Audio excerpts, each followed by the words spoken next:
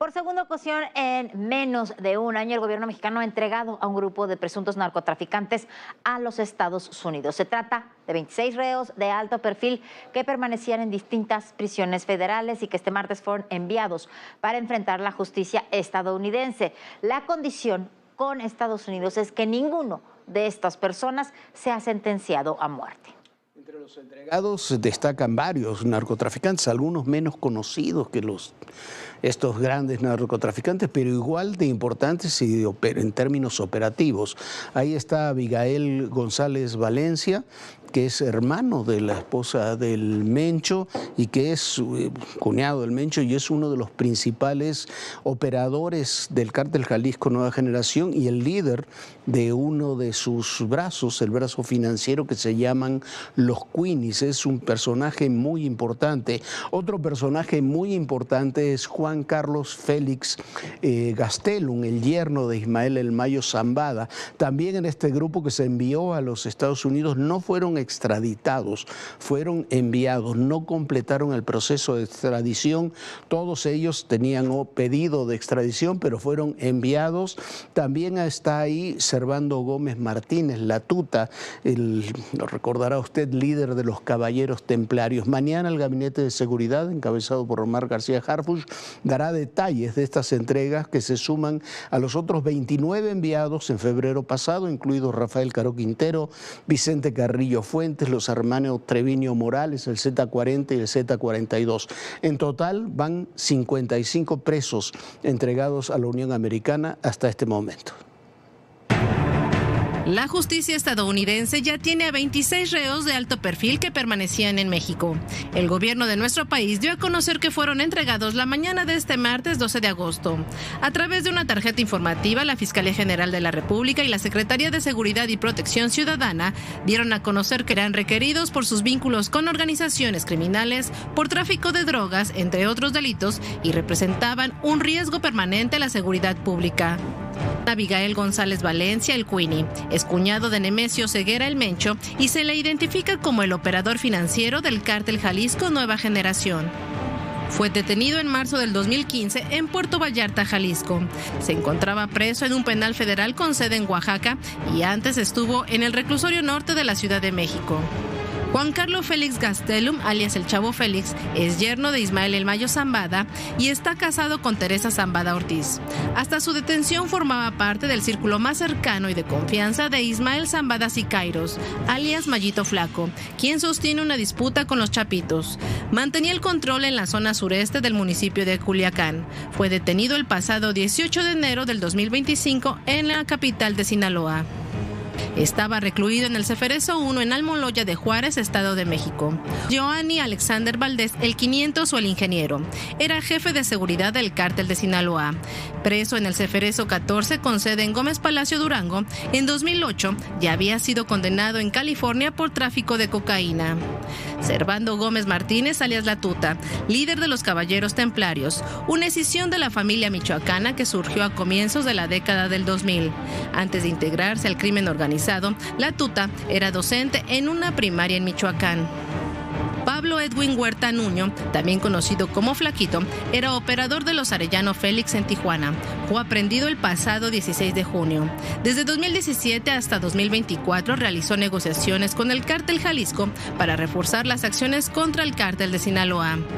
Mauro Alberto Núñez Ojeda, el Jando, piloto de confianza de Iván Archibaldo Guzmán, fue detenido el 8 de febrero de 2025. Se presume que durante la detención de Ovidio Guzmán el 5 de enero del 2023, el Jando envió un grupo armado a la localidad de Jesús María para intentar rescatarlo. Los 26 enfrentan posible sentencia de cadena perpetua, después de que Estados Unidos se comprometiera a no imponerles la pena de muerte.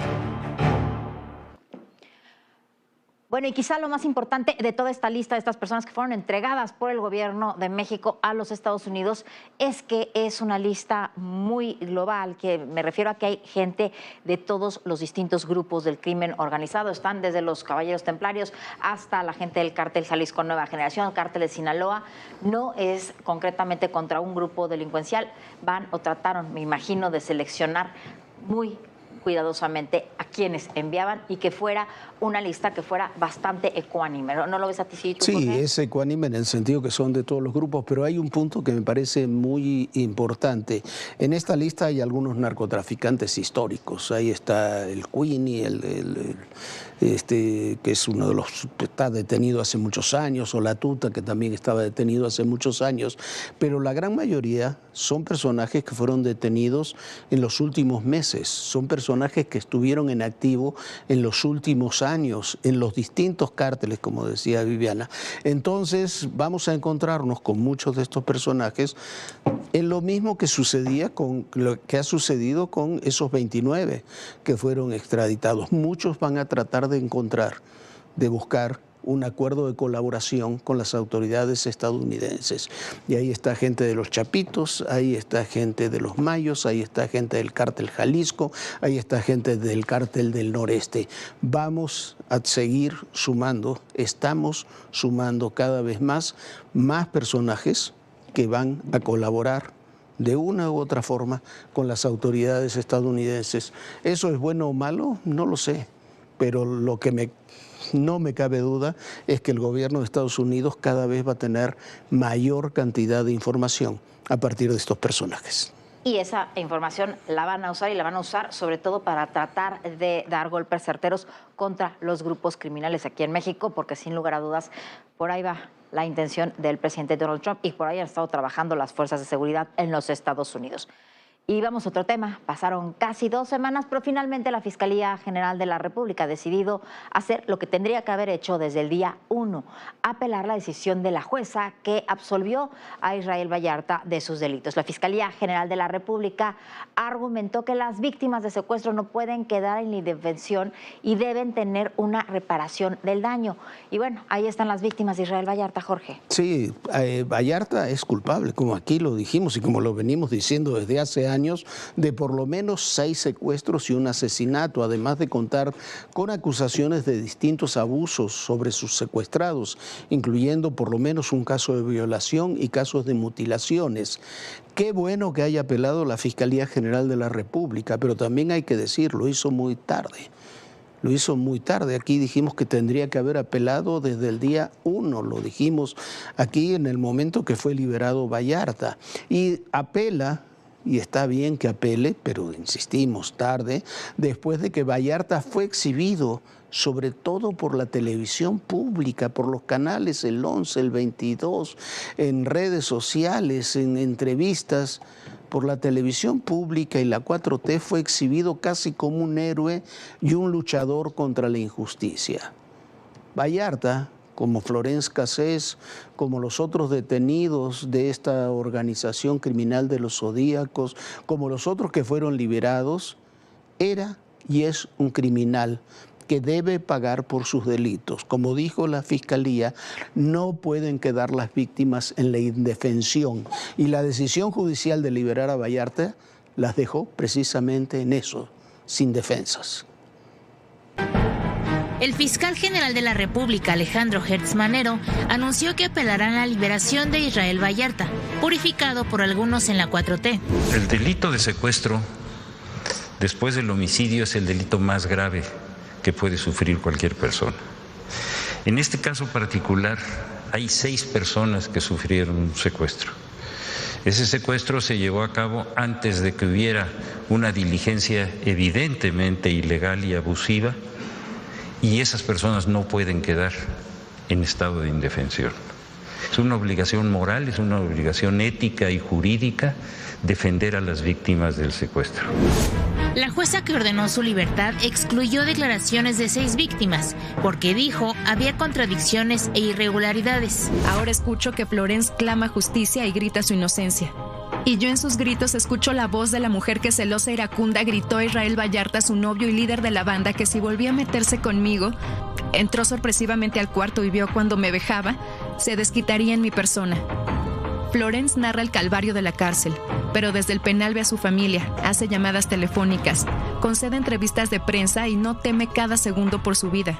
No detallaré lo que es el verdadero infierno, es decir, el secuestro. Pero Florence Cassés desde el primer momento ella me amenazó. Me dio unos sándwiches de comer y me dijo que si yo intentaba escaparme o hacerme el héroe, ella misma me iba a matar. La segunda ocasión fue cuando me anestesió este dedo de la mano izquierda y me dijo, le vamos a mandar un regalito a tus papás. ¿Qué prefieres, el dedo o la oreja?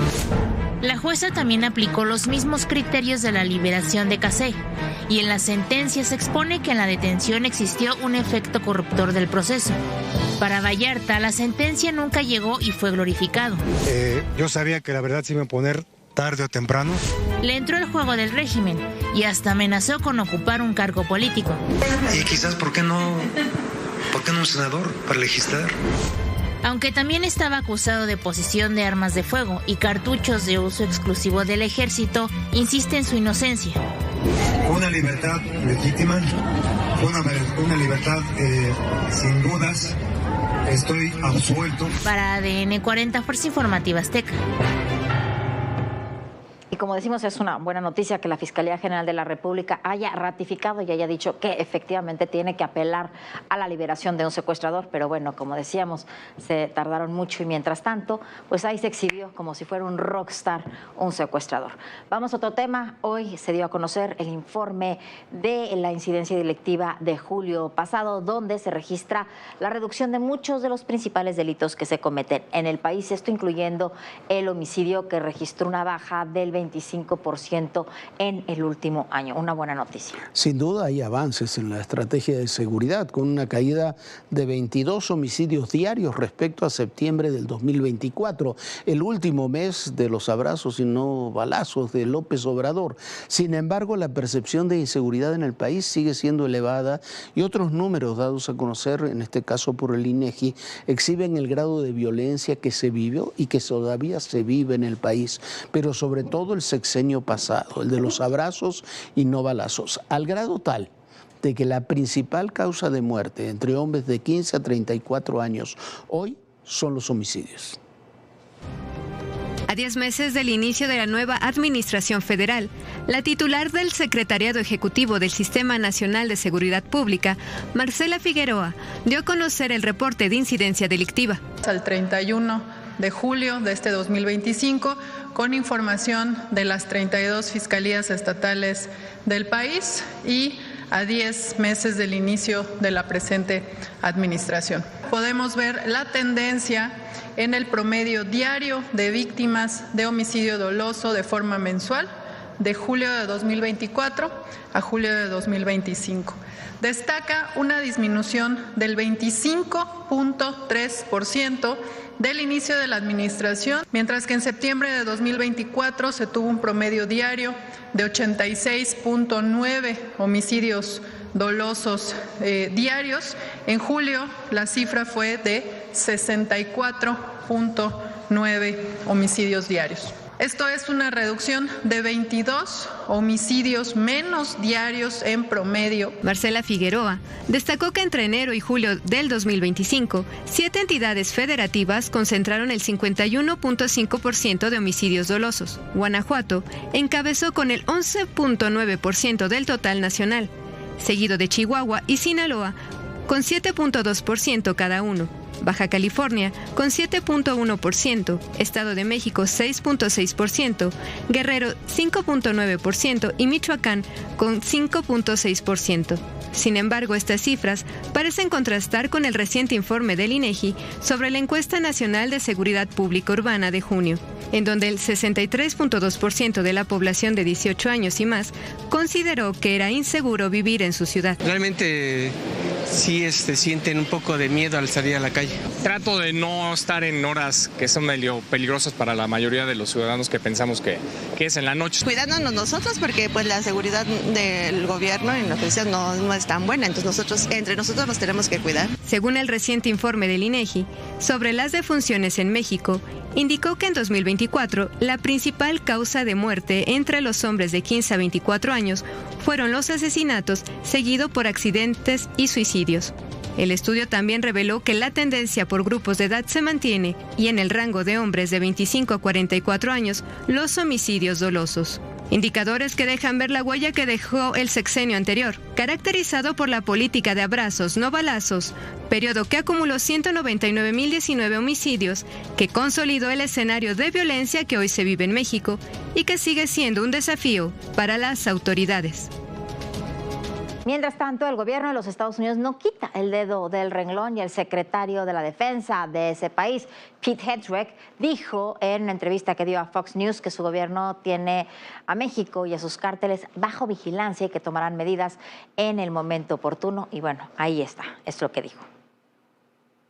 I can't reveal anything, but I'm not tipping my hand that there will be U.S. troops in Mexico. That's not what I'm saying. We're watching. We know a little bit more than they think we might know about them. Mm-hmm. We've spent a lot of attention watching them. We're focused on this. It's a presidential priority. It's our priority. We're working with federal partners to identify that all across the Western Hemisphere. This is something we're not lying down anymore. Somos el primer país exportador. Renunció, ¿por qué? Porque no estaba de acuerdo.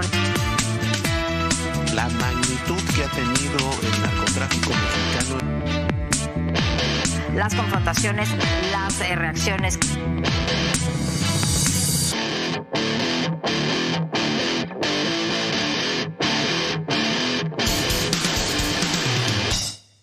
Bueno, la Ciudad de México vive horas muy bajas. Durante los últimos días ha estado azotada por inundaciones. El Aeropuerto Internacional de la Ciudad de México estuvo paralizado e inundado, lo mismo que el metro y las principales vialidades.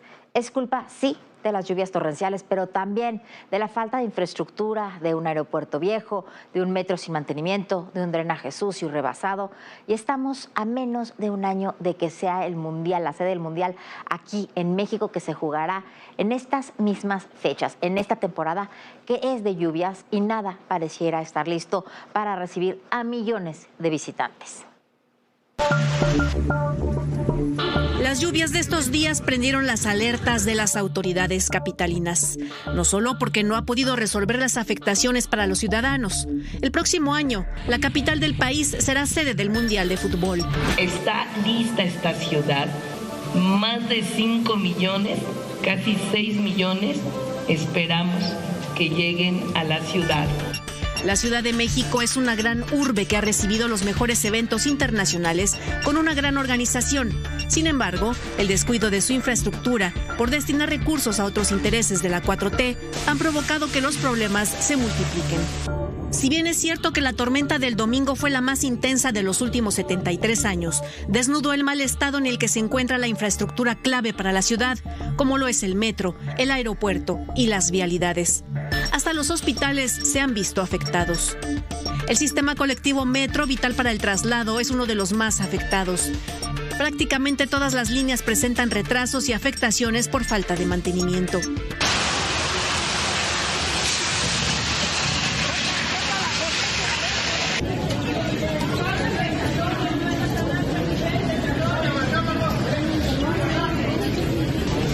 Las vialidades son otro tema. Cada que llueve, las avenidas se convierten en un gran canal de agua donde varios conductores han quedado atrapados, sobre todo en los bajopuentes. El de Río Churubusco y Eje 1 Norte estuvo más de 40 horas cerrado porque sigue inundado. A esto se suma el problema de los baches. Hace unos días las autoridades capitalinas informaron que se habían arreglado 200,000 baches en vías primarias.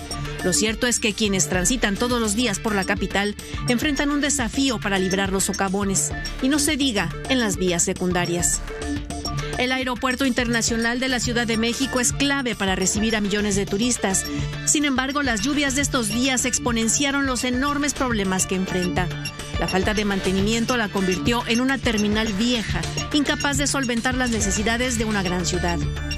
La precariedad del aeropuerto se debe a que el impuesto que se paga en cada boleto de avión, el TUA, no se destina a su mantenimiento. Se va directo a pagar la cancelación del aeropuerto que se construiría en Texcoco.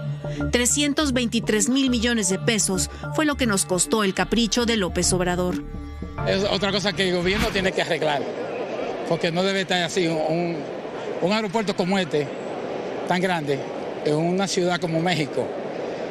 Tiene que buscarle una solución.